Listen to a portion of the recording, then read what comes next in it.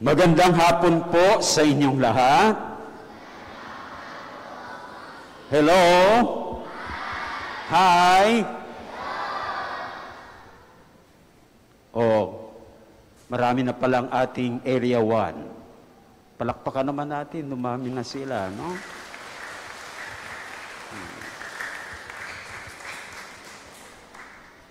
Gusto ng Diyos na tayong lahat ay mapaglingkuran. Gusto ba niyo yon? Gusto ng Diyos na tayong lahat ay mapaglingkuran. Ayaw niya na mayroong mapapabayaan. Gusto niya na lahat ay naaalagaan. Nakuha niyo? Parang hindi yata eh. Nakuha ba? So, para sa Panginoon, wala dapat napapabayaan, lahat ay naaalagaan. O para mangyari yon, para ang lahat ay mapaglingkuran, ibig sabihin, hindi pinababayaan, kundi inaalagaan, tayong lahat ay may tawag na maging lingkod ng Panginoon. Agree kayo? So ngayon, hindi na ang mga pari lamang at mga madre ang may tawag na maging lingkod ng Panginoon. Tayong lahat ay mga lingkod ng Panginoon dahil gusto niya lahat mapaglingkuran. Walang mapapabayaan. Lahat inaalagaan. Tuwang-tuwa ba kayo doon? Ganyan ang ating Diyos. Di po ba? So, kaya, yan, no? Sa maraming larangan po yan. Magsisimula sa sa pamilya. Susunod sa simbahan o sa inyong opisina, kung saan kayo nagtatrabaho. Dapat doon mga lingkod kayo. Halimbawa, sa pamilya, ang ama ay lingkod ng Diyos sa pamilya. Anong ibig sabihin nun? Na ang ama ay dapat paglingkuran at hindi pababayaan, kundi inaalagaan. Sinong una niyang dapat alagaan? Huwag kayong mahiya. Si Mrs. Di ba? Una muna, si Mrs. At yung mga anak. Oh. Gusto ba niyong alagaan kayo ng mga magulang niyo, mga bata? Gayon din yung ina. Ang ina ay lingkod din ng Panginoon. Kaya dapat paglingkuran niya, hindi pinababayaan, bagkus inaalagaan. Sinong unang alagaan ng ina? Ang asawa, ang kanyang mister, at ang kanyang mga anak. Kaya hindi dapat sasaktan ng ama at ina ang kanyang mister o misis o yung mga anak. O gayon din yung mga anak.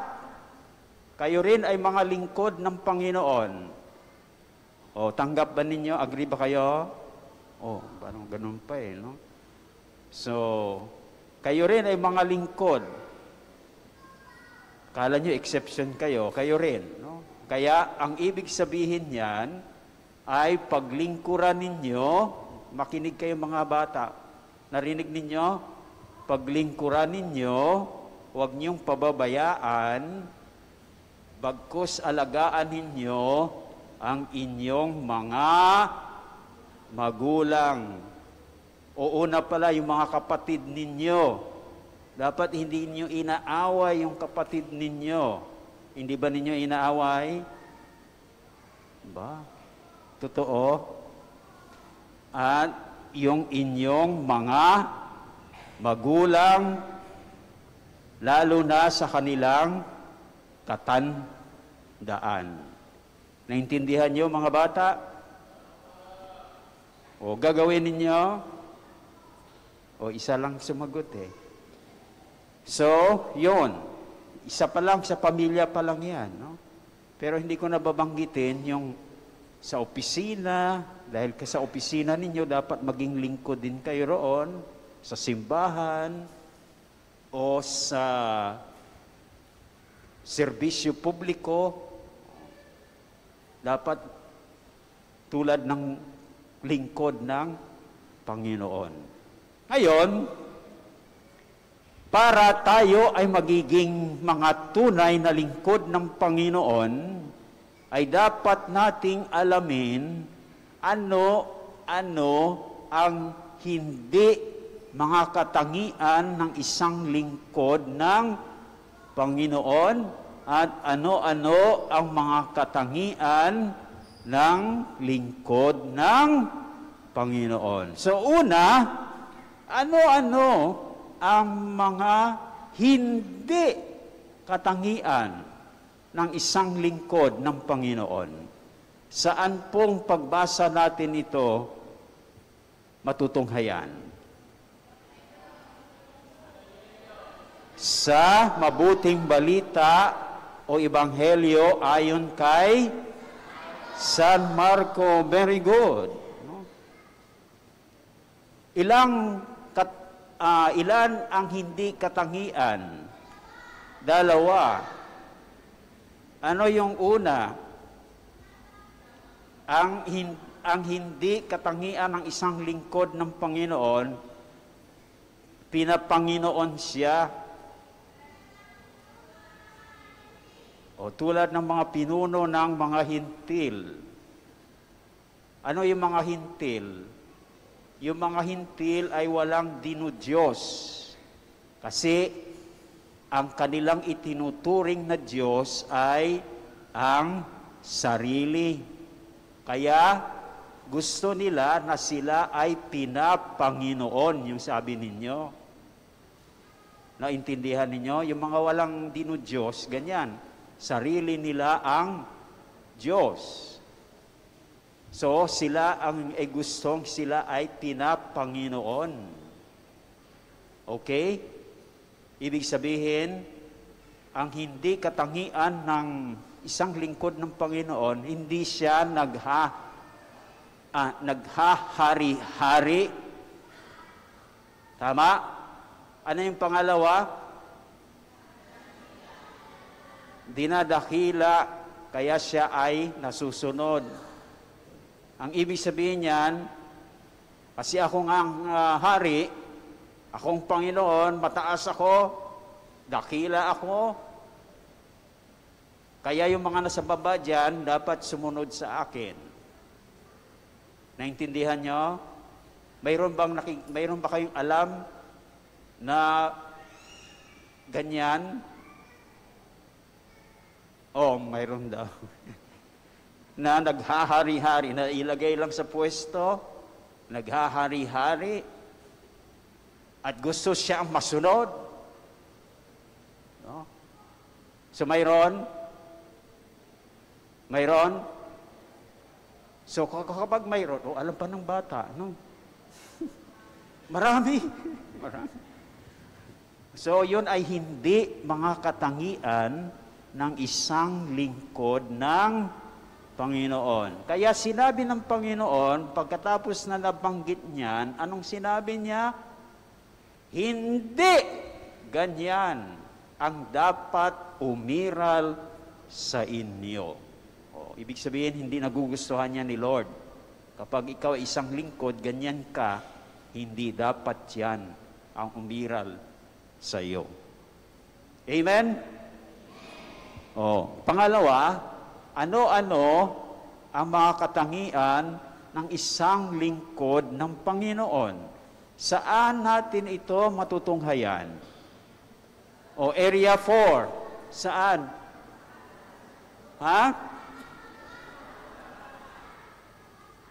Ikalawang pagbasa.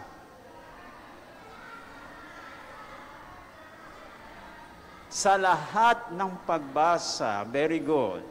So sa unang pagbasa, ano yung unang pagbasa? Mula saan? Area 5. Saan mula ang sa aklat ni Propeta Isaías. Anong sinasabi diyan ng aklat ni Propeta Isaías na masasabi nating isang katangian ng isang lingkod ng Panginoon? Inihahain ang kanyang sarili para sa pamamagitan noon ay magkaroon ng kapatawaran. Very good. Ano yung kabaligtaran ng kapag ayaw mong magpatawad, anong gusto mong gawin? Maghiganti. So dito, ang isang lingkod ng Panginoon, ang pinaiiral niya ay kapatawaran, hindi ang paghihiganti. Gusto ba niyo ang ganyang lingkod ng Panginoon? Pinaiiral ang kapatawaran at hindi ang paghihiganti? Amen? So maliwanag yun. Yun ang una na katangian ng isang lingkod ng Panginoon. Ang pinaiiral ay kapatawaran, hindi ang paghihiganti. Ikalawang pagbasa, mula saan? Sulat sa mga Ebreo. May isa rin diyang katangian, ang isang lingkod ng Panginoon. Anong sinasabi ng ikalawang pagbasa? Nakakaunawa sa ating mga kahinaan, sapagkat sa lahat ng paraay tinukso siya tulad natin, ngunit hindi nagkasala. Gusto ba ninyong ganong lingkod, nakakaunawa sa ating kahinaan? Kaya tinutulungan tayong hindi magkasala. Mayroon bang mga tao na alam yung kahinaan natin, itinutulak pa tayo sa kasamaan? Mayroon ba? Oo. Mayroon. So, huwag niyong gawin yon. Dahil kapag ginawa niyo yon, hindi kayo lingkod ng Panginoon. So, yan ang ikalawa, no? Ang isang lingkod ng Panginoon ay nakakaunawa sa kahinaan ng kanyang pinaglilingkuran, kaya iniiwas niya sa kasalanan. Yung pangatlo, area 1. Saan mula? Sa mabuting balita. Very good. Ang gagaling ng ating mga area 1 na. Ano naman ang sinasabi ng mabuting balita na siyang katangian ng isang lingkod?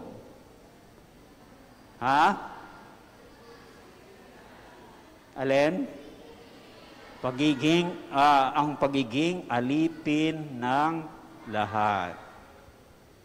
Tanggap ba niyo yan? Gusto niyo maging alipin ng lahat? Wala nang sumagot eh. Mahirap yun, ano? Pero yan ang pangatlong katangian ng isang lingkod. Sabi nga ni Lord, di ba?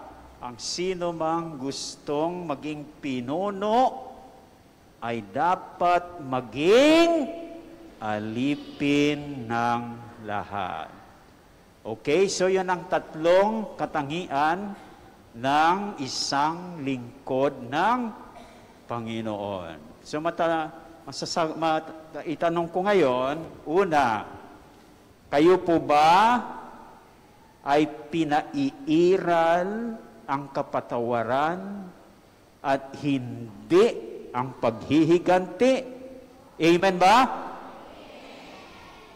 Nakakaunawa ba kayo sa kahinaan ng iba, kaya hindi ninyo tinutulak sa kasalanan? Amen ba? At kayo ba'y handang maging alipin ng lahat?